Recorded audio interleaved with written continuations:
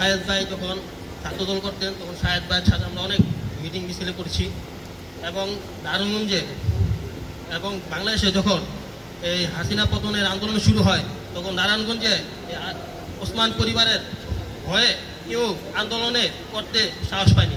তখন নারায়ণগঞ্জ কলেজ থেকে সর্বপ্রথম আমরা যারা ছাত্ররা আছি তখন সর্বপ্রথম আমরা আন্দোলন গড়ে তুলি এবং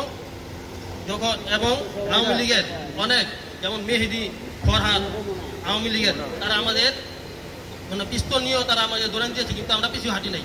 আমরা নারায়ণগঞ্জে আন্দোলন করে তুলেছি। পরবর্তীতে শাহেদ ভাই সজল ভাই আমাদের পাশে এসে দাঁড়িয়ে আমাদের মনোবল আরো দৃঢ় করেছে।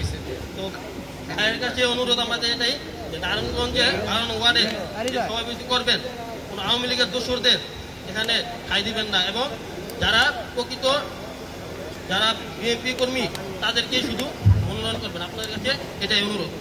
আসসালামু আলাইকুম।